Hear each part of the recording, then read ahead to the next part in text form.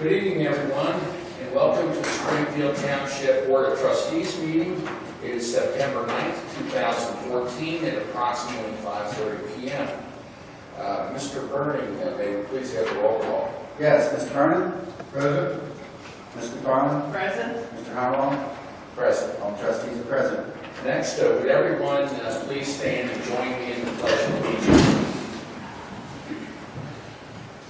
I pledge allegiance to the flag of the United States of America and to the republic for which it stands, one nation, under God, indivisible, with liberty and justice for all.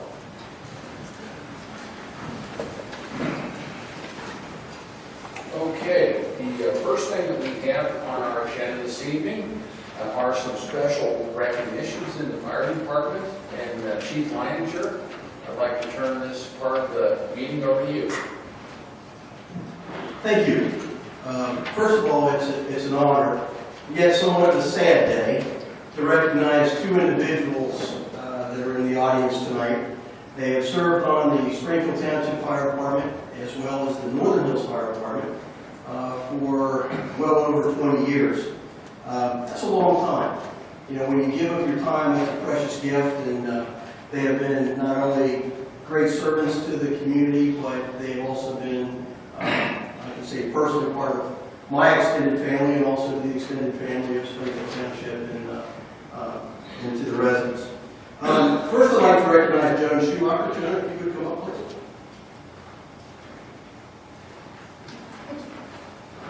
Thank you, Joan. And you know what, Jim? Look, come over.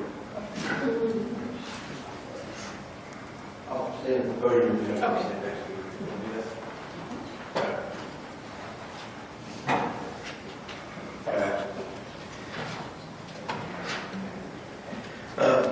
To start off with Joan, I didn't realize this at the time, but back in 1984, when my wife and I got married, we hired the Craycroft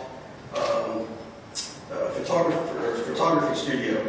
Joan was actually, her father was the photographer, and Joan assisted taking photographs at my wedding. Didn't know it at the time, but our paths would cross years later. And she actually came up and said, "I know you," kind of thing. And then we had a lot in common. We shared some stories and things. But Joan joined the Northern Hills Volunteer Fire Department in 1992 as a firefighter EMT. She was one of the only female EMT firefighters on the department. And she proved that females can do the job and do it very well. She earned respect quickly and became a role model to other female firefighters that have followed in her footsteps. And I think this is really Joan's legacy. Not only has she earned the respect of all of her associates in the fire service, but she is an excellent role model and has been an excellent role model to females that want to get into the fire service.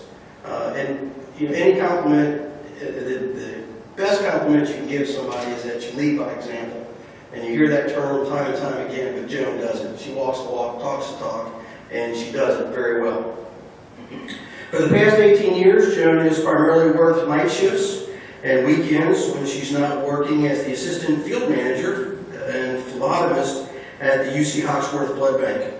Joan's positive attitude, knowledge, compassion, experience, leadership, and loyalty will be missed. She is a pioneer that's helped build and advance the Springfield Township and has led for other females to join the fire service. Joan is married to Bill Schumacher, who ironically is also on the Springfield Township Fire Department, and is part of that extended family.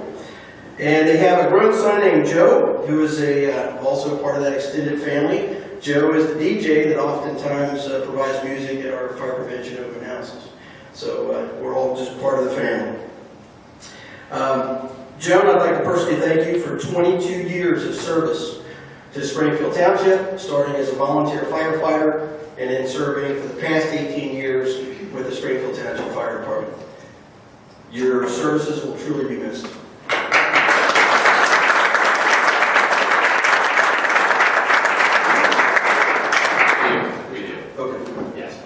And Joan, we have a plaque here that the Board of Trustees would like to give you, and we'll come down and present to you.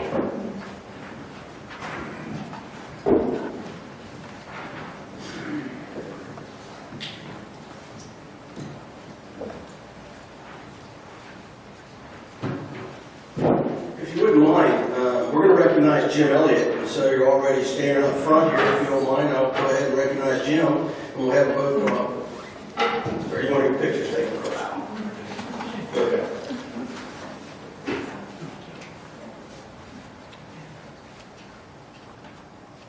That's one.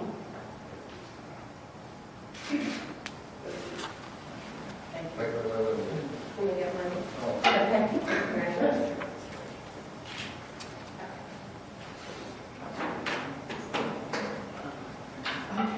All right, I'm going to recognize Jim Elliott, so if you all just want to continue to stand there, and we'll get their pictures together. Jim, if you would come up, please. Jim Elliott. Jim is a paramedic firefighter. Jim received firefighter training while serving in the U.S. Army. Shortly after moving into the area, Jim stopped by the Bill's Barbershop at the corner of Hempstead and Windsor Road. I know it's hard to believe, given my hairline, but I actually was sitting in the barber seat at the time. Jim saw that I was wearing a firefighter shirt and asked if I was a member of the fire department. After conversation, I invited Jim to the firehouse, and the rest is history. Jim joined the Northern Hills Volunteer Fire Department in 1989 and quickly got the bug and advanced his knowledge and became a firefighter paramedic in 1990. During his 7 years with the Northern Hills Volunteer Fire Department, Jim served as the EMS officer, managed the EMS training division, and participated in the task force that developed the transition plan for the Springfield Township Fire Department. For the past 18 years, Jim has been on duty every Thursday night. Unless he was traveling, he rarely missed a shift. Jim's positive attitude, knowledge, compassion, experience, leadership, and loyalty will truly be missed. He is a pioneer that has helped build and advance the Springfield Township Fire Department. Jim has been married to Jane, who's sitting here in the back, for 32 years, and they have 2 grown sons, Sam and John, all whom have supported and helped in his fire department career. Jim, I'd like to personally thank you, and also on behalf of the residents of Springfield Township, thank you for your 25 years of service to this community. And for that, I give you a round of applause.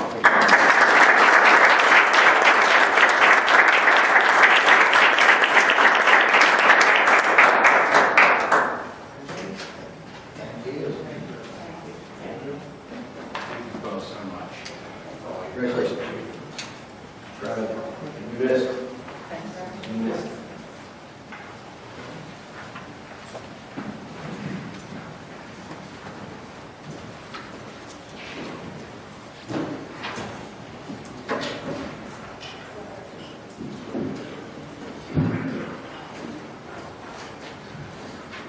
Right. Now, with that tough act to follow, we have a special presentation this evening from Terry Now. She is here regarding Issue 6, the Inland County Family Services and Treatment Levy. Took the words out of my mouth. That was wonderful and an honor to follow. Again, I am Terry Now. My day job is the Community Relations Director at Town House, but tonight I have my hat on behalf of the voters in terms of the Family Services and Treatment Levy, which is Issue 6, which will be on the ballot in November. And what we're trying to do is just outreach to the community and educate them on this issue. Many in your community will probably definitely fondly remember this levy, it's the old Drake levy. And when Drake went out of this levy, it became renamed and branded 5 years ago as Family Services and Treatment Levy, so it doesn't have the recognition as some of the others that may be on the ballot. So we're going out just to try to help people understand what it is. And this is renewal, will not raise people's taxes. It did pass 5 years ago as the Family Services and Treatment Levy. It raises about $6 million a year for 5 years for drug and alcohol treatment, reentry services, and some of the sheriff's services in the county that reduce the burden on the jail. It costs a homeowner of $100,000 $10.20 a year. And we believe it's very important to our community to continue these services in the community. So we're just out talking to people and help educate them. We do have a website if people want to go there and get more information or call us, and that is familyservicesandtreatment.com. So happy to help anyone who has any questions about that before they vote. Are there any questions? I think this is very informative. Thank you. Thank you Terry, very thank much. you so much. Thank you all. Appreciate you coming out. Thank you. Next, moving on with our agenda this evening, we have minutes for approval. We have those, the dates of those minutes, Mr. Gilbert. Yeah, Is it, okay, it's not on my sheet. yes, actually, it's May 13th and June 10th regular meeting, and May 28th and June 25th regular session.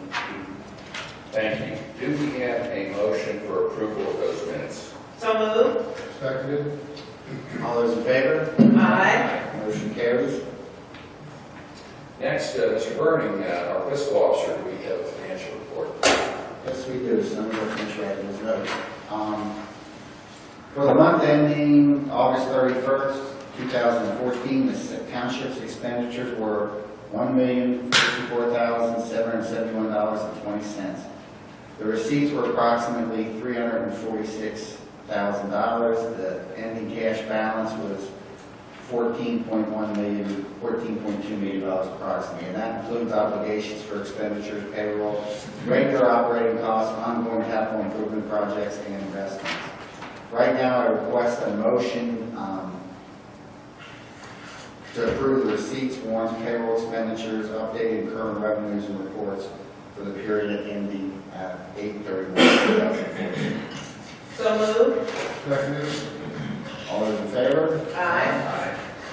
And I just want everyone to know that reports are available for viewing at the administration offices weekdays during regular business hours. And that's all I have. Thank you, Mr. Burning. Next, moving on to departmental action and discussion items, Mr. Hennekamp, you have a report for us.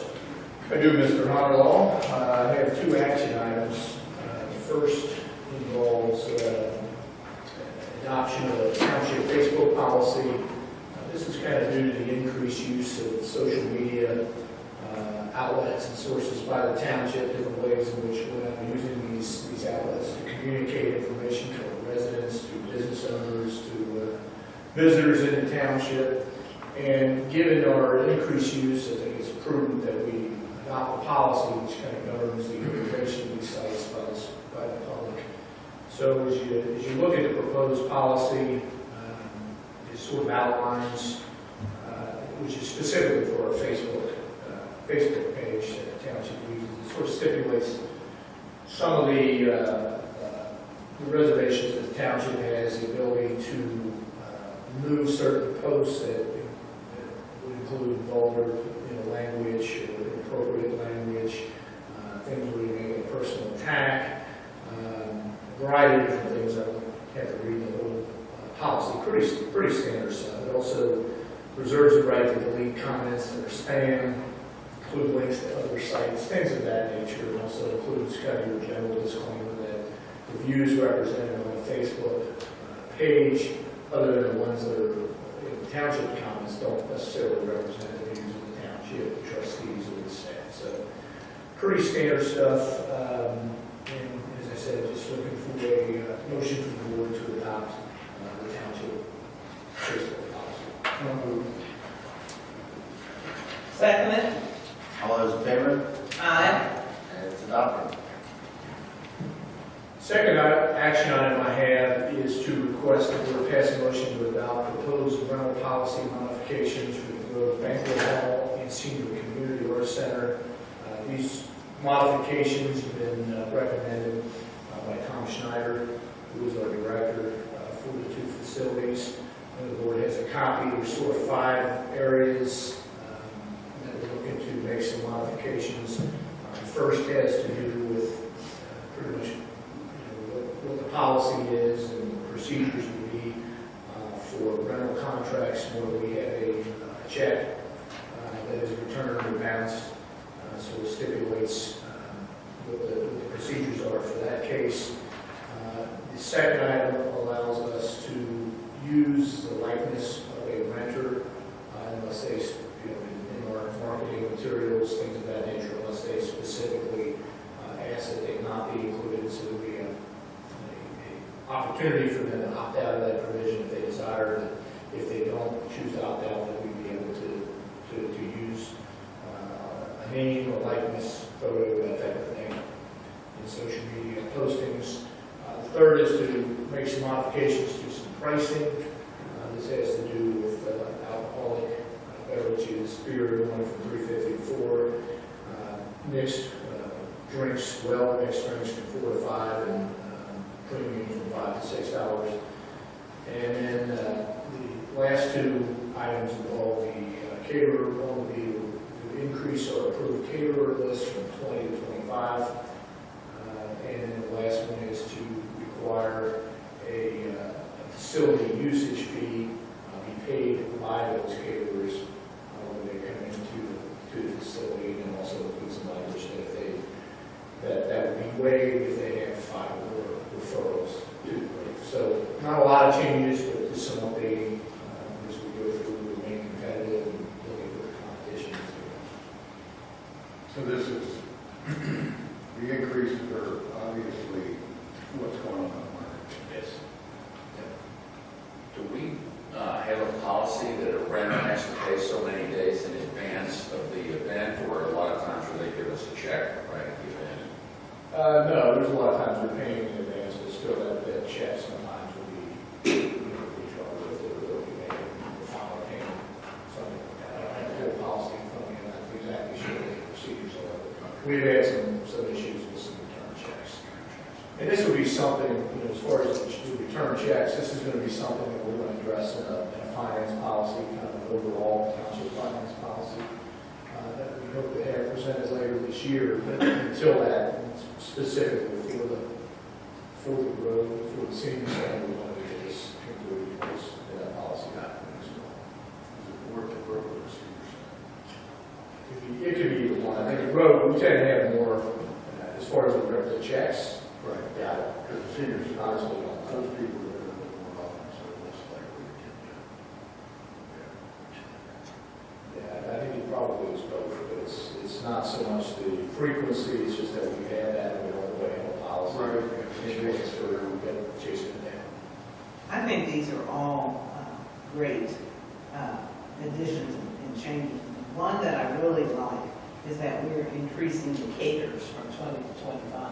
Because sometimes people have different choices, and when you look around at other systems similar to ours, they normally have about 30, 25, and 30 at times. So that way, if an individual comes in maybe from a different, what can you say, family background or ethnicity, then it's applicable. You can make something that's applicable to them. It opens up the doors for us to maybe bring in more clients to use the facility. So I think this is a very good one. I like all of them because it's much clearer as well what the expectations are. Do we have a motion then to adopt the proposed rental modifications to the road and senior rental policies? So it. Seconded. All those in favor? Aye. Motion carries.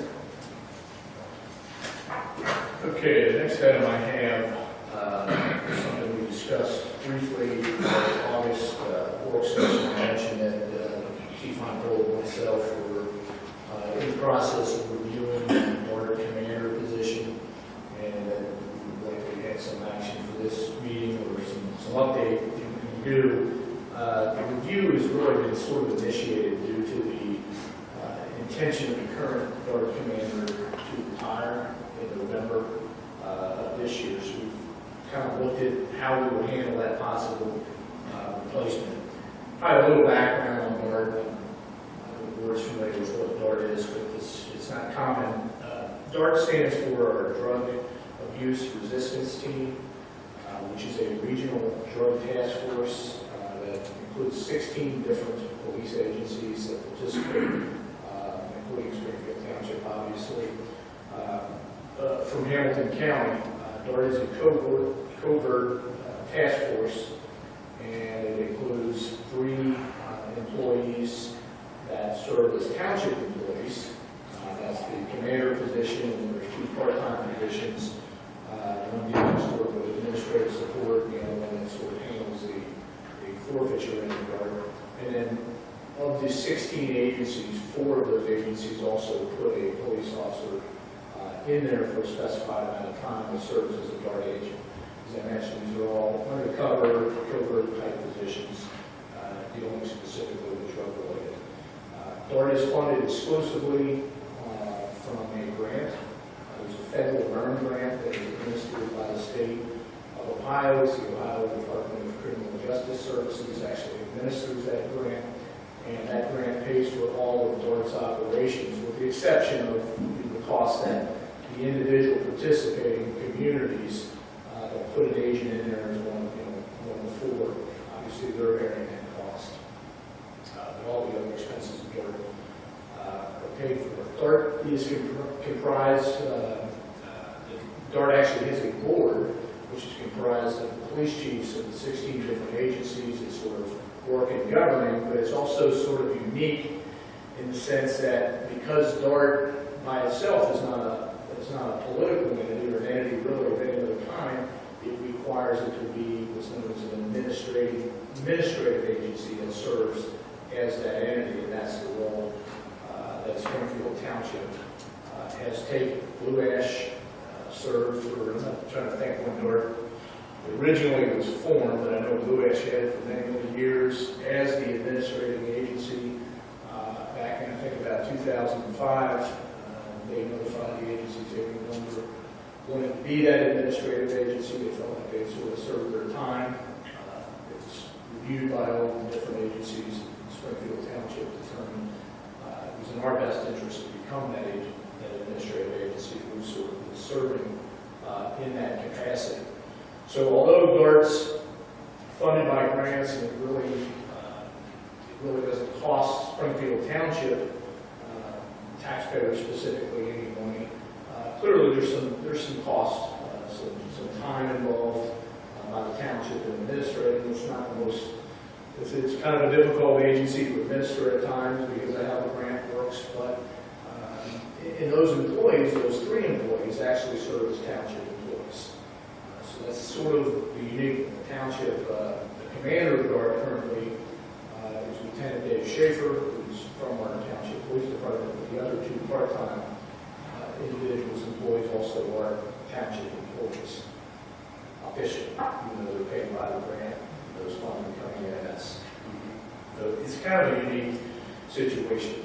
I think over the years, as we've done the analysis of DART and some of the good work it has done, we realize it probably saves the township anywhere from $400,000 to $500,000 a year. If DART didn't exist, and we wanted that same type of task force, the same type of personnel and manpower, doing the things that it's doing, and we had to do that on our own, we'd be looking at that somewhere in that range of cost for us to do DART sort of as a vice unit. It would be that cost to us. As I mentioned, currently Dave Schaefer, Lieutenant Dave Schaefer is the commander, the DART commander. He's the 2nd Township Police Department employee in a command position. To serve in this position as commander since a few years ago, the commander position was combined, where we took both the administrative part of the command and also the field command and moved that into one position. I think that was due to the grant shrinking a little bit and some of the changes that we were making. As I mentioned in the beginning, Lieutenant Schaefer intends to retire at the end of November. His retirement is due somewhat due to the fact that OPERS is making some changes, and it's beneficial for him to make that decision before November. So, in sort of reviewing that, this is a very complex position. It requires highly specialized training, knowledge, deals with all types of very sophisticated technical equipment involving surveillance and things of that nature. So it takes someone quite a bit of time to get the experience. And In order to retain this knowledge and not lose it, Chief and I have talked, we've had discussions with Lieutenant Schaefer, and Chief has come back and we're sort of recommending that we rehire Mr. Schaefer in his capacity as the Dart Commander with some changes. Obviously, I'll kind of walk you through what those changes is what we would recommend. The first, we would modify the position, which currently is a full-time position. We would modify that position to a part-time position. It would be entail 1,820 hours per year. Compensation would be reduced by about 16.5% based on where it is currently. So it would go to $75,000 per year, which, as I mentioned, about 16.5% reduction. Given that it would be part-time, the position would not include any type of benefits, so there would be no sick, there would be no vacation, there would be no holiday, no personal days. Obviously, because it's 1,820 hours, we would be required to offer health insurance in accordance with the ACA. Also, there's a provision in the Ohio Revised Code that would require that. It would not require any type of rank. So Lieutenant Schaefer would be retiring as a lieutenant and be coming back as the Dart Commander. They would not have a rank position or any type of seniority or longevity in the police department. In fact, would be, I guess, serve as a part-time police officer and carry his commission. We would continue to carry the commission through the township. And also, unless otherwise determined sometime in the future by the board, the position will be wholly dependent on the grant. And so if grant funding were to stop for any number of reasons, the state no longer provides that type of grant, or no longer is eligible for the grant, in all likelihood the position would be eliminated unless we were to identify another funding source. So that's sort of what we're recommending. There is some requirements under the law. The ORC, it's actually ORC 145-381, requires that 60 days notice be provided prior to the board actually considering such an action. So we will be not looking for any action from the board tonight to actually create this job, but to provide the notice that this is being considered. November 12th will be the date of the next regular meeting after the 60 days that we will be looking for. ORC also requires it to be a public meeting, so we will do that during the board's regular meeting on November 12th, and that public meeting take place 15 to 30 days before him actually starting. So kind of looking at the timing, we've given the 60-day notice of our intention to have the public meeting to consider this, and that meeting would take place at least 15 days prior to him actually starting, which we're figuring will probably be no sooner than December 1st. Could be a little later, we're still double checking his retirement. Figuring it will probably be December 1st. So, I think the primary goal here in doing all of this, and the Chief recommended in our discussion with Assistant Chief Rattler and also with Lieutenant Schaefer, our number one goal is to retain his skills and his training, which we pay for training into this position. This is, as I mentioned, a highly specialized position. The only alternative, really, if Lieutenant Schaefer did not want to return to this position, would be to take somebody from our former commander and return that individual back to Dart. While he's completely competent and served in that capacity very, very well, it then removes him from our police department, creates another shortage there. So it's not, that would not be the most ideal situation, and we have to replace his position in the police department.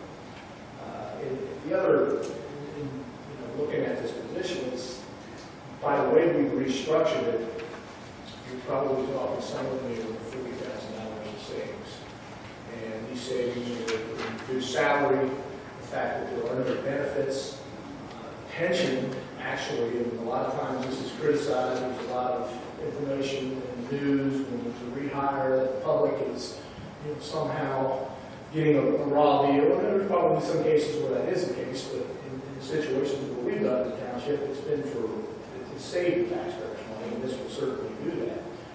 The pension will be savings alone of close to $6,000, because once you come back as a rehired employee, you go with the civilian pension, not the law enforcement pension. Of course, it would be also a lower salary. So we've got $6,000 worth of savings there. There's no longevity, as I mentioned, and of course, all the other benefits. So My understanding is you can't go over 1,800. that's correct. That's how the position will be structured, and those will be the maximum hours by design in the position. So, Mike, I think it's kind of a win-win for the township. We get to keep retaining the institutional knowledge of Dave Schaefer. He's got the skills and the leadership we need for this position, and at the same time, we're bringing him back at a reduced amount. Works for him, and it's going to work for the best interest.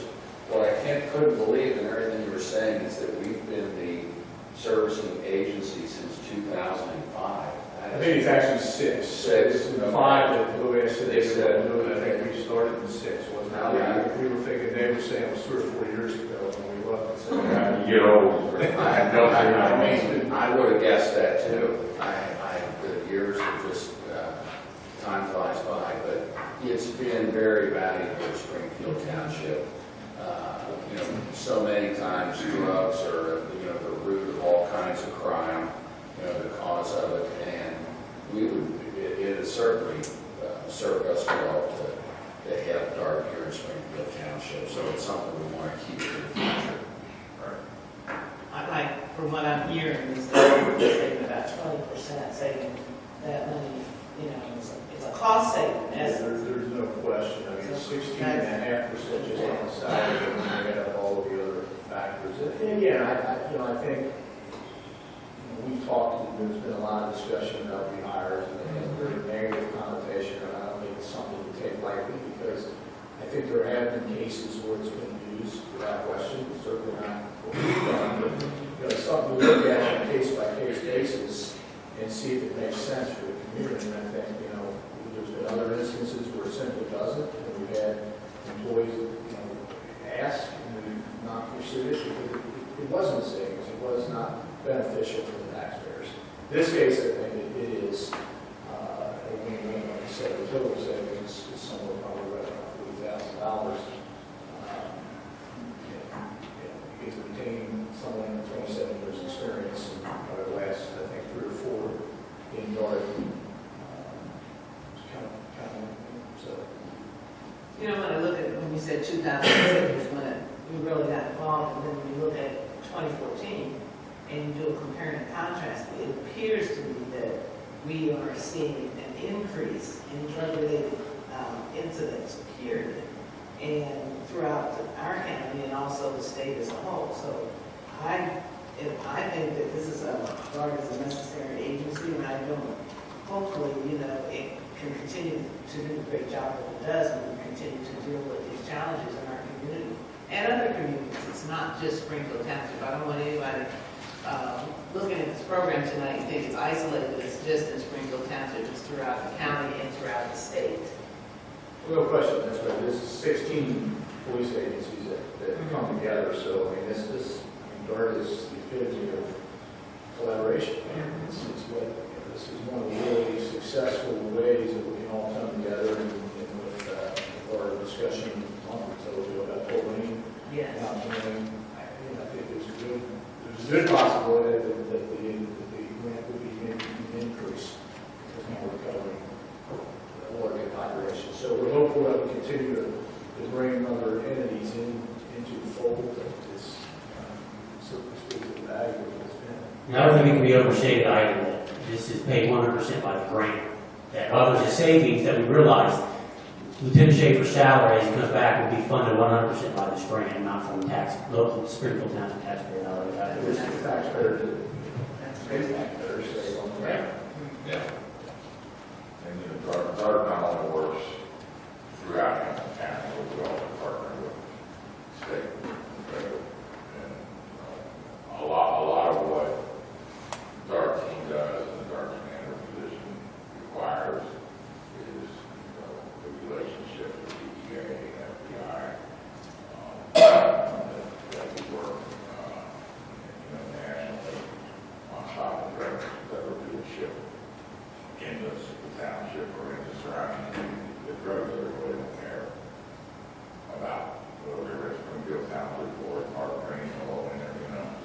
in business to do business. And, so it takes a long time to build those relationships and to build the technical skills for that, our tax and the whole thing that go on. So, at one point, before we were the administrating agency, we ran a drug unit. It was 4 officers that we were paying for. So, 500,000 hours right there. And we have the benefit of being an administrating agency. So, we're able to concentrate, on township issues as well as issues that are over the county that affect, their community and our own. Thank you, Chief. So Joe, I guess the official action I'm looking for is to request a motion from the board to give 60 days notice that a person is or will be retiring and is seeking employment with the public employer. And then also that motion set November 12th is the date for the public meeting for the board to consider the issue of the person being employed by the public employer. Do we have a motion? So moved. Seconded. All those in favor? Aye. Aye. Or is this not, we had, obviously the time and location will be, as part of our November 12th regular meeting here in the Alamo. Okay. Okay. Start over. We have a motion. So moved. Seconded. All those in favor? Aye. Motion carries. Okay, next item I have is just an update. I think we touched on this briefly also at our work session back in August, but we had a request for some no parking to be posted along lane. What is typically our policy is that we're going to have that request reviewed by our service director first to see if, according to the traffic manual, it should be posted, or in some cases, it's something that was overlooked. And then we have our police and oftentimes fire department review as well. So that's what we did on this particular request. There was no indication, I think, from our service director that, it basically complied. There wasn't any requirement or need for no parking to make it compliant with the traffic. And our traffic safety officer reviewed it as well, so no real situation of safety that would be enhanced. So in that case, under those circumstances, we didn't pursue it any further. Typically, if we would have, gotten an indication back to either one of those things or the fire department, if it's the case where there isn't a fire lane, we would then notify all of the affected property owners and then bring it to the board so that the board can consider it and hear from any property owners who wanted to state their opinion. But in this case, it doesn't appear that there is any justification for the no parking. So I don't know if the board wants us to go in a different direction, but that's kind of where we stand with it at this point. Well, I think it's part of policy of the board that we do get these occasionally from time to time where a citizen will say, I want no parking in front of my home. And our policy has been to do just what Mr. Hennekamp said, is have our service department, road department, and the police department, and sometimes fire, look at it to see if there are any specific state regulations that would justify a no parking zone, or if there's some special safety reason that would justify it.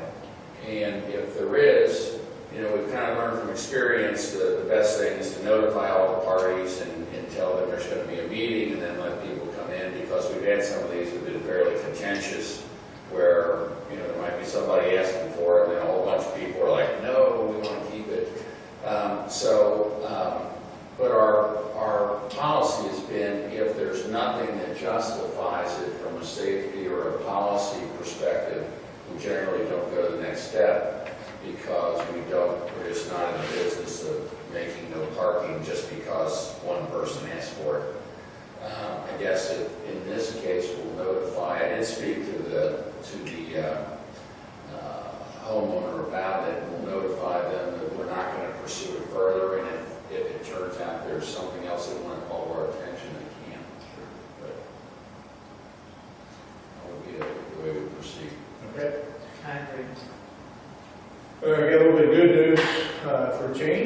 road, we did receive notification from the Hamilton County Engineer's Office that there's a reconstruction meeting scheduled for repaving the Wayne Road. This is the southern portion of Wayne Road from North Hill Lane to Carberry.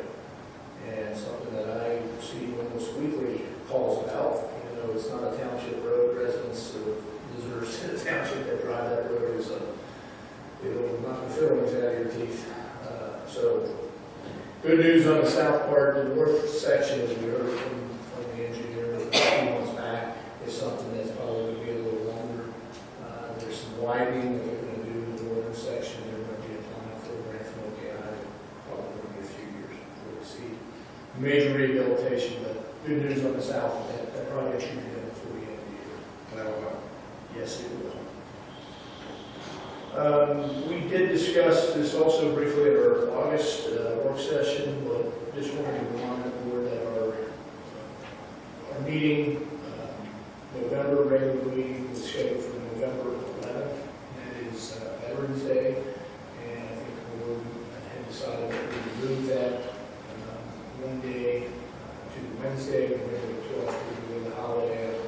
Maybe we're not taking ask a motion to do that, but we may want to do that. And then also, in looking at the October schedule, we noticed that we're sort of kind of, it's a weird glitch in the calendar where our regular meeting in October falls on the second Tuesday, sort of as late as it can fall, which means the fourth Wednesday is only the next week. So thought it might be a good idea to consider moving the October 22nd work session back to October the 29th, due to the closeness to the regular meeting.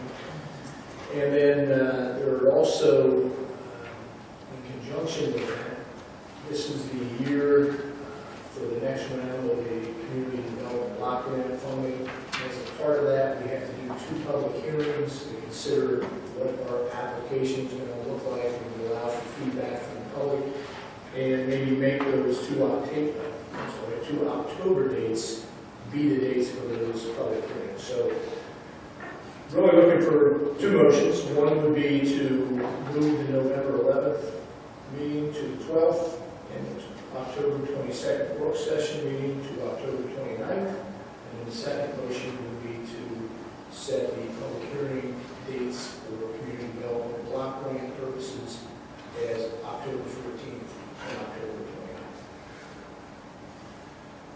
Okay, do we have a motion to move the 2 meeting dates as stated? So we want 2 motions, separate motions, or can we?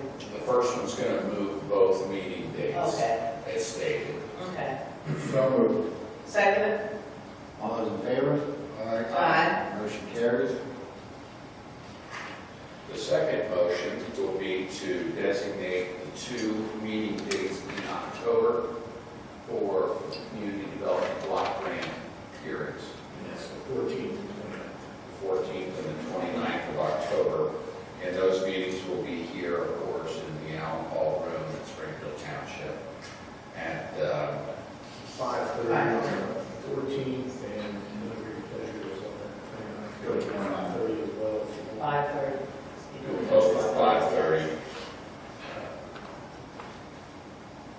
Okay.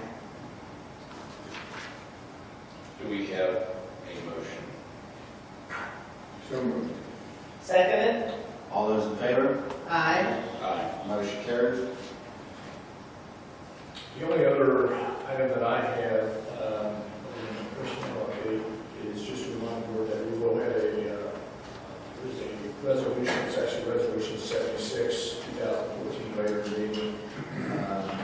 This resolution is due to some of the increased occurrences we're seeing, private sponsorship of team events, which has resulted in the need for police intervention and arrest and a variety of impacts to kind of public safety. And so 76-214, which we'll be talking about later, does create a team club and team event permitting process and licensing requirements, including the establishment fees. So that's later, and that's another resolution part of the meeting. The final thing I have is the personnel update. In the fire department, I did accept the resignations. Kendall Rouse, part-time firefighter, part-time paramedic firefighter, and his resignation was effective July 29th. Jeff Benzing is a part-time paramedic firefighter, his resignation effective August 27th. Also, we talked about the retirement of Jim Elliott tonight as part-time paramedic firefighter, effective August 25th, 2014. And we did have one new hire, and it's Cody Hogg as a part-time EMT firefighter, effective date September the 4th. In the police department, we did have the medical separation of employment from Jim Hall as a police officer, effective August 23rd, 2014. At the senior community center, we hired a new part-time building monitor, that's Brian Hall. Effective date of hire was August 20th. And our seasonal employment ended in our service department for Jacob Wheeler, effective August 15th. Taylor Lobey, also August 15th. Joe Durr, August the 19th. Ricky Rowe, August the 20th. Trevor Wilson, August the 22nd. And Luke Richards, August the 20th. And that's Kim, really will update on what's happening with community events and programs. Thank you. Just wanted to make a formal announcement that over the weekend, the Springfield Township Arts and Enrichment Council launched its new brand. It is now called Arts Connect, and the new website just started. It is live. It's on theartsconnect.us. As far as upcoming events, we have our senior picnic that is in collaboration with the City of Wyoming this week on Friday, September the 12th, from 11 to 3 p.m. Our next dinner theater event is a swing dance event, and that's going to be on October the 17th. And then Playhouse in the Park is going to continue with their series starting on October the 30th. They're going to be doing Roses and Thorns. We're also inviting children to wear their Halloween costumes. They're going to trick-or-treat with the cast and crew, and we're also inviting for a pre-show Princeton High School and St. X is going to be doing a pre-show of their high school plays. Very good. Very good. Thank you, Kim. I would just like to make a comment. The Arts Council and the open house that we had on Friday evening was very well received, and I am just so amazed at the talent that we have in Springfield Township. The artists and those individuals who do a lot of great things as far as artwork is concerned. And I was also amazed at the number and the collaboration with Wyoming communities. So just a great job well done, everyone. I mean, I had a fabulous time, and everybody else seemed to. But it was really a wonderful event. Very good. All right. Next, moving on to board resolutions this evening. The first resolution that we have is resolution number 73, 2014, declaring nuisances pursuant to Ohio Revised Code section 505.87 at various listed properties within Springfield Township and authorizing statutory actions necessary to abate the nuisances. Do we have a motion? So moved. Seconded. Mr. Vernon? Aye. Mr. McFarland? Aye. Mr. Howell? Aye. Motion carries. Next, we have resolution 74, 2014, establishing assessment for abatement of nuisance and certifying same to the Hamilton County. So moved. Seconded. Mr. Vernon? Aye. Mr. McFarland? Aye. Mr. Howell? Aye. Resolution carries. Next, we have resolution number 75, 2014, authorizing the private sale of motor vehicles which were titled to the township pursuant to revised code section 4513.61 and revised code section 4513.62, and which are not needed or unfit for use in the police department. So moved. Seconded. Mr. Vernon? Aye. Ms. McFarland? Aye. Mr. Harwell? Aye. Resolution carries. Finally, we have Resolution 76, 2014. And this is creating a teen club and teen event permitting process and licensing requirements, establishing fees, dispensing with the second reading, and declaring an emergency. And I think the first thing I would like to do is to have a motion to dispense with the requirement for 2 readings on 2 separate days. And we'll want a roll call. We'll want first a motion. So moved. Second. And we'll need a roll call on this. Mr. Vernon? Aye. Ms. McFarland? Aye. Mr. Harwell? Aye. Resolution carries. And for this particular resolution, I know Laura Abrams, our township attorney, has worked hard on this. Laura, can you kind of run us through what this resolution, what it's set to accomplish, what it does? It's killed a lot of trees with this one. It's a 20-page resolution. It's modeled off after sort of what Coleraine did as well. The point of these resolutions is there's a increase in the number of teen clubs that are being operated. Part of the problem is with social media, you'll get somebody who goes into a teen club and then suddenly there's thousands of kids who are all tweeted one another, come to this club, come to this club, and then sometimes it ends up with significant problems, violence, a lot of firearms in these types of gatherings, alcohol-related offenses, a lot of adverse secondary effects, what we would call it in the law, from these teen clubs. Certainly what we're trying to do here, and what Colerane's trying to do in other communities, is not to prevent teen clubs, not to prevent teens to gather, not to prevent teens to have an outlet to go and enjoy themselves. That's not the point. The point is to make sure that those establishments are legitimate, that they're safe, that some of these spring up in facilities that aren't even remotely large enough to handle the number of teens who attend. So it has a dual purpose, just the resolution generally. The first is to protect the teens who come. Some of these establishments allow what we consider children as young as 14, all the way up to 21. So it's a very large range of age. And they're mingling together, 14-year-olds and 20-year-olds, which is problematic sometimes anyway. But there is a larger age range. Obviously, younger children are permitted to come.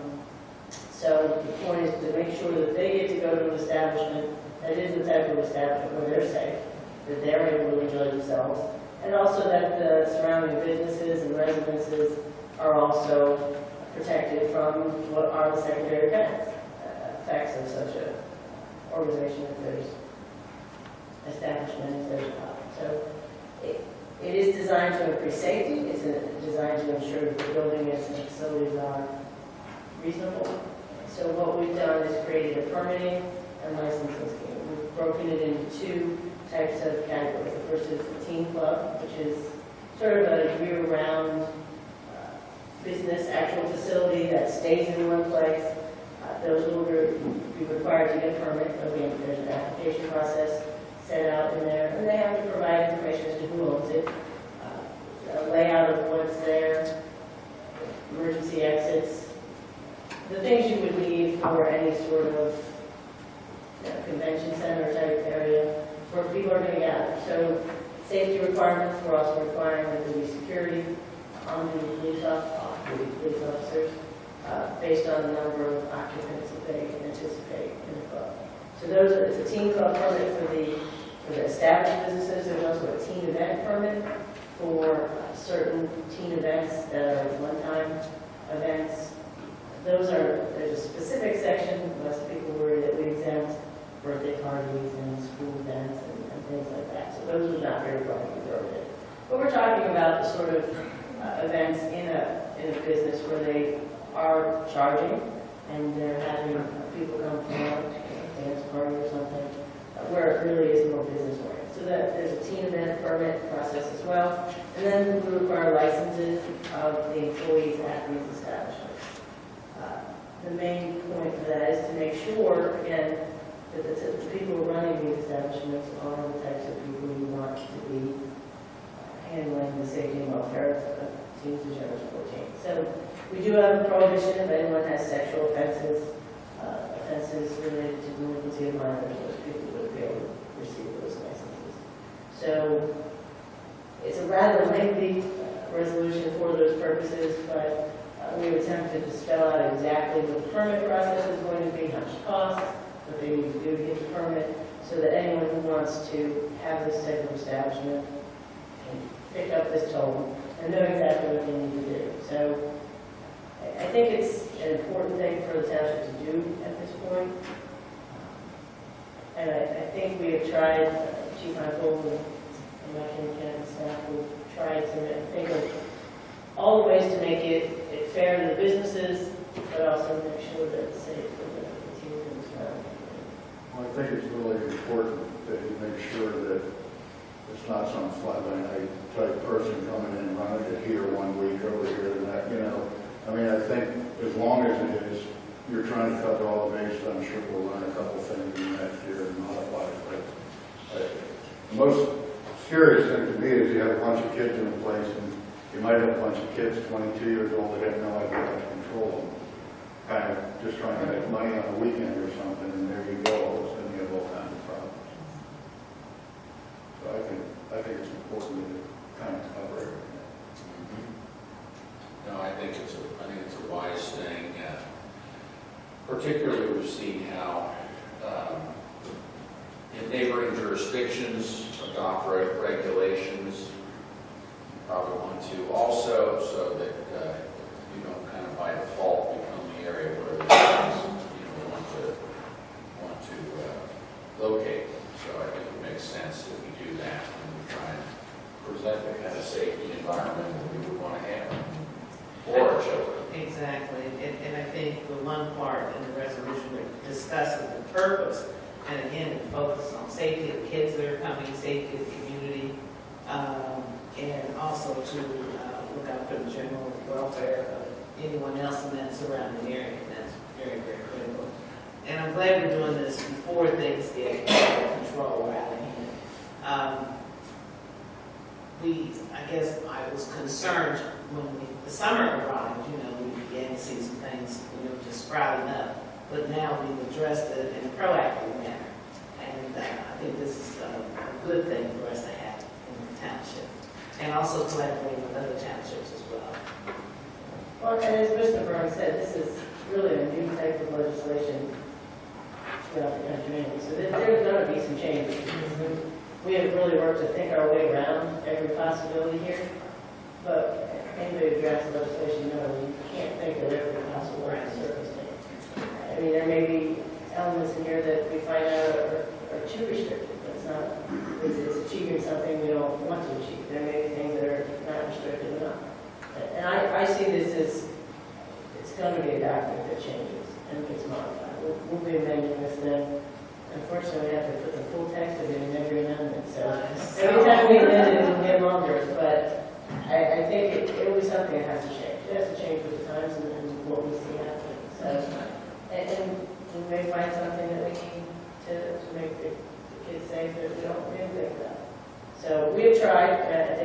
I think Cole Rain did a good job with their resolution. I think we tried to add to that. I think what everybody tries to do. I think we came out with a good result. It is, I didn't mention it specifically, but it is a home rule resolution, so it does have a civil citation section to it for violations. So, and those are in there as well.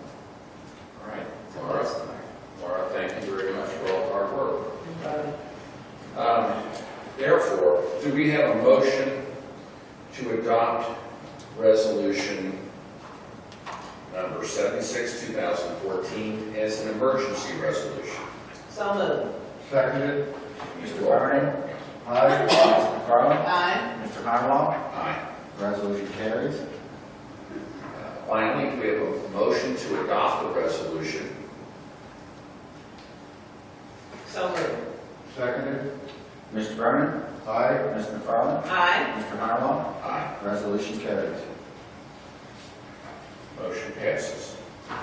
Okay, next on old business, do we have any old business before the board this evening? I have one. Any new business? I just want to recognize a letter that we received from one of our surrounding communities where our police, our paramedics went in to support them, help them with a fire and an explosion.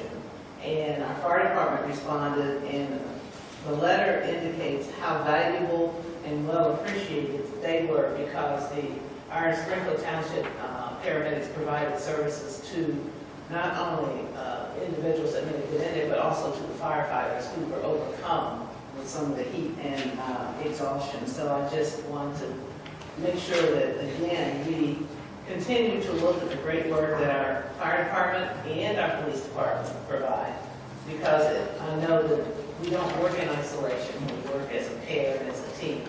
So again, it's another example of working collaboratively together as a team. And it kind of ties in, this coming Thursday is Patriot Day. And Patriot Day is a day that's recognized, we're recognizing first responders, and those include police and the fire department. And again, just remember, we have so many unsung heroes and heroes. And it just proves and continues to remind us of the work that our first responders do and provide, and some of the challenges that they're facing as they're doing it, and they never complain. I mean, when we look at the two individuals who retired, tonight, I mean, dedication, commitment, never blinked an eye, and never missed any of their assigned scheduled times. So again, I think it's important that we remember our firefighters, not just on 9/11, because Patriot Day also is reflective of what happened on 9/11. And, when you're looking at some of the challenges that we're facing in the world, 9/11 can be any time. And so we're always there, ready to go. And again, just remember our police and fire services and our first responders on September the 11th. Thank you, Gwen. Next, is there anyone, we're to the citizens' participation part of our meeting. Is there anyone here that would like to address the board? If you would, I would ask that you step up to the podium, state your name and address, so that we can hear what you have to say.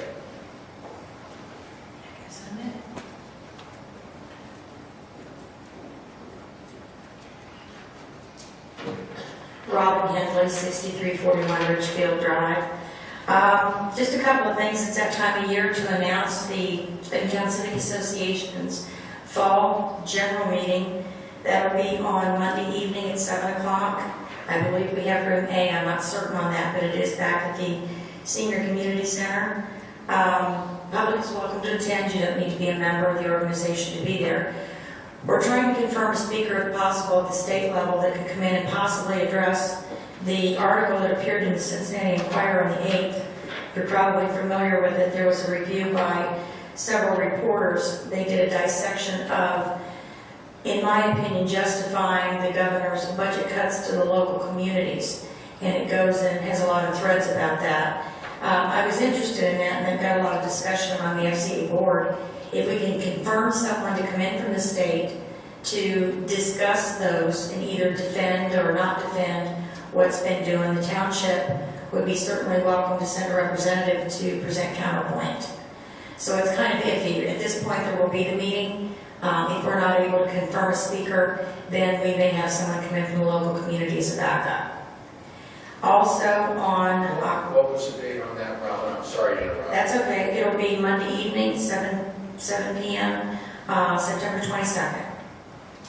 We've gone down to only 2 meetings a year rather than our customary 4.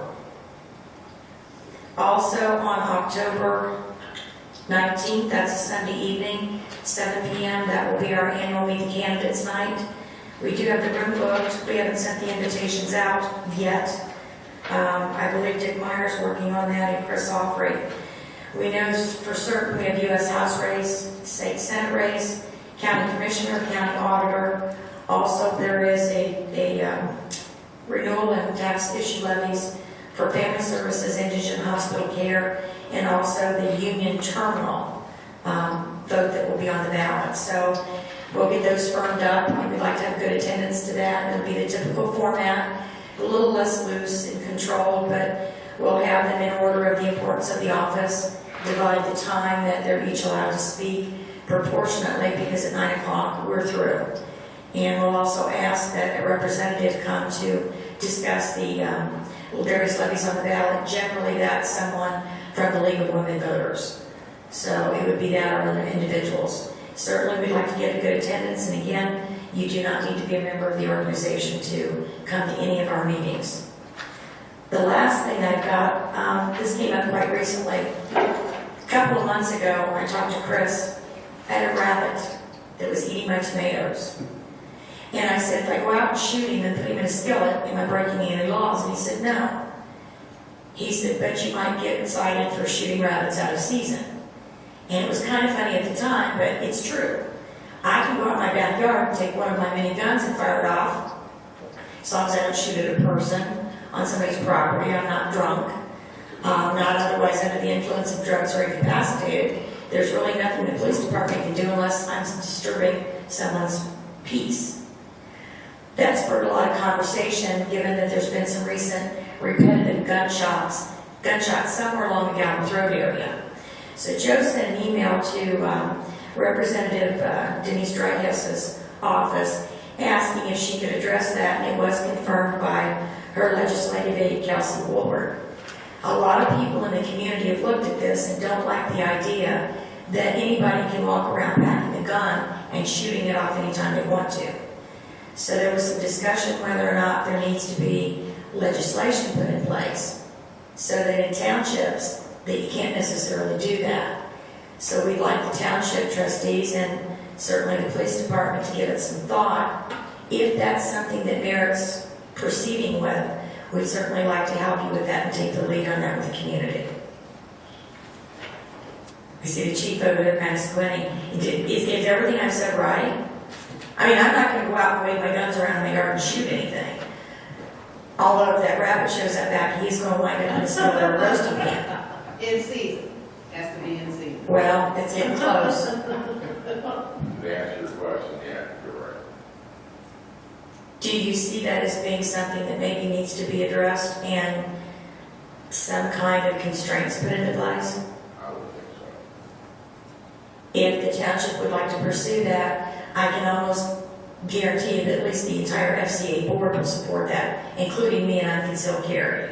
I don't need to be carrying that thing into a store, and I certainly won't carry it into a bar, and I won't go into one where you can't bring them in. I don't need to go to Kroger's with it, and it doesn't need to be seen. And the only time anybody's ever going to see it is if I feel my life's in danger. I don't think that's an unreasonable way to approach it. All right, Robin, thank you very much. Appreciate the comments and the updates and those announcements of the two meetings coming up. Well, we'll certainly help you. Not all of you, just a few of you can. Thank you. Is there anyone else that would like to address the board this evening? Yes.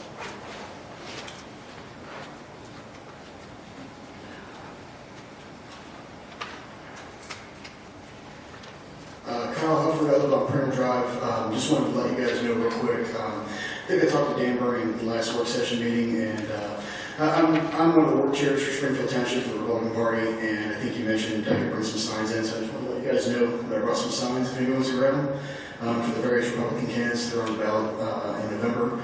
And for everybody watching from home, I have those available at Kyle's Gun Shop 10 to 6 Monday through Saturday. That's all I have. Okay, but Kyle, we don't bring political signs in township meetings. This is we don't use these as campaign. I'm not campaigning, I'm just saying if anybody wants signs, I've got them. Okay. From now on, we'll keep them outside your truck. Okay. Okay. Is there anyone else who would like to address the board this evening? It appears that there's not. We have a motion to adjourn the meeting. So moved. Seconded? All those in favor? Aye. Meeting adjourned. Meeting's adjourned. Thank you, everyone.